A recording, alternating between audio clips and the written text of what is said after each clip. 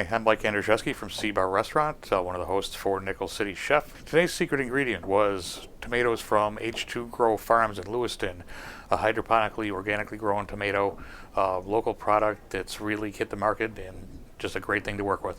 Our contestants today were Nickel City Chef Brian Mietus from Bacchus Restaurant and Marianne Giordano from Creekside Restaurant in Williamsville, New York. Wow, when I saw tomatoes, I said to myself, great, tomatoes. I love tomatoes. And then I said to myself, oh my God, what am I going to do with tomatoes? There's so many things I can do with tomatoes. So it was kind of a battle of just trying to decide what to do. Went with my Mediterranean influences, and the tomatoes were beautiful. They had a great smell. When I saw those tomatoes, I was surprised.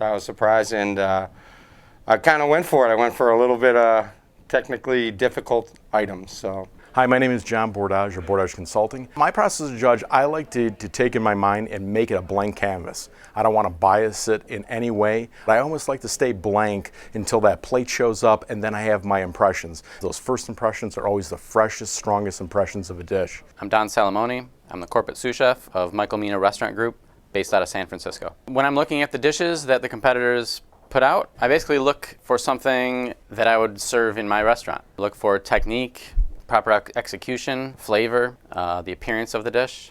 Hi, hello, my name is Matthew Maitro. I'm from Cleveland, Ohio. I'm a chef of Crisp Catering. I'm also an owner of a company called Stove Monkeys, which is a food-focused t-shirt company for chefs and foodies. As a judge, I looked for the creativity, the use of the ingredient, and the technique of the ingredient. First course, we did our consomme. I took those really nice vine-ripe tomatoes, pureed them into the raft that we use for our consomme. Did a crab and tomato dumpling, and also a little tomato grilled cheese sandwich. So for our first course, I started with a panzanella salad, which is a Tuscan bread and tomato salad. I used a variety of tomatoes in that salad. Along with the vine-ripened tomatoes, I used some Clamato tomatoes, some baby Romas, and some cherry tomatoes. And I had a vinaigrette of a yellow tomato and balsamic vinaigrette. The yellow tomatoes were actually from my garden. I also had some Kalamata olives, cucumbers, and some toasted bread. I had taken a ciabatta loaf and diced it into cubes and tossed that with olive oil and salt and pepper, roasted it in the oven to get a little crunch in the salad, a little texture. The second course was the bacon wrapped monkfish, stuffed with vine-ripe tomato confit and lobster with a little avocado, served over spinach and basil risotto. For my second course today, I did a blue corn enchilada with a seafood filling, shrimp and sea scallops. I seared the sea scallops with some jalapeno, cilantro, onion, and lime juice. And then I tossed that with a little queso blanco cheese just to bind it a little bit. The blue corn enchiladas were actually blue corn crepes made from Native American blue corn. I served that with a tomato, roasted corn, and poblano salsa and an avocado lime puree.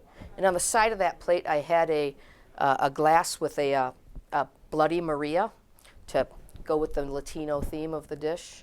The Bloody Maria was made with vine-ripened tomatoes, no tomato juice, just the vine-ripened tomatoes, and some horseradish that was also from my garden. Third course, tomato tart tartane with a mascarpone ginger cream. We took those great vine-ripe tomatoes, substituted the typical apple in that dessert ingredient, used a nice flaky pastry crust underneath. We took our little non-stick tartlet molds, baked those off.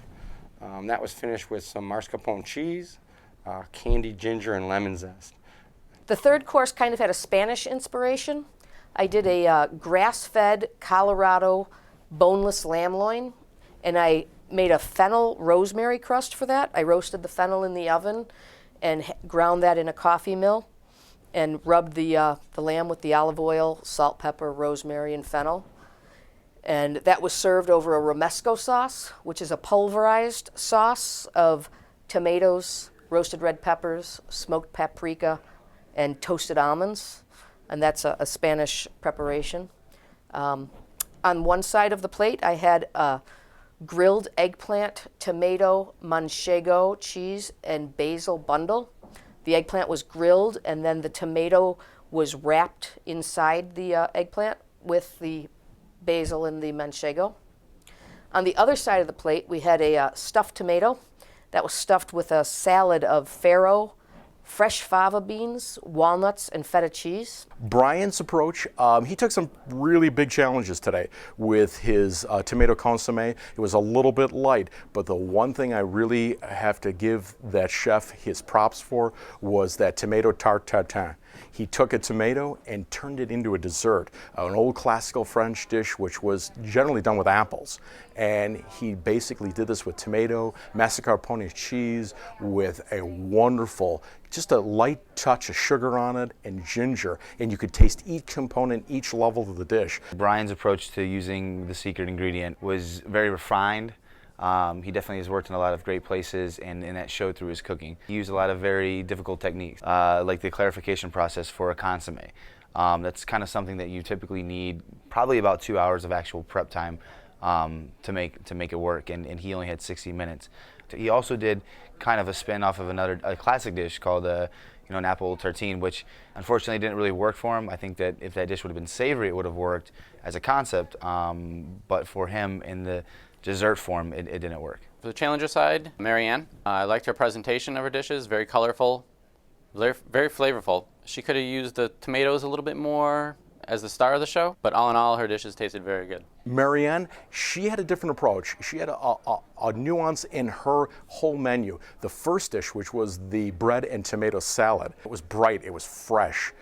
Her next dish was soft and kind of smoky with it, which gave contrast to it. So you don't have the same concept at each dish, which can make a menu at times very dull. So she broke that up, and I love her presentations. They were bright, they were innovative, and beautiful. Marianne's approach to the ingredient tomato I thought was very clever.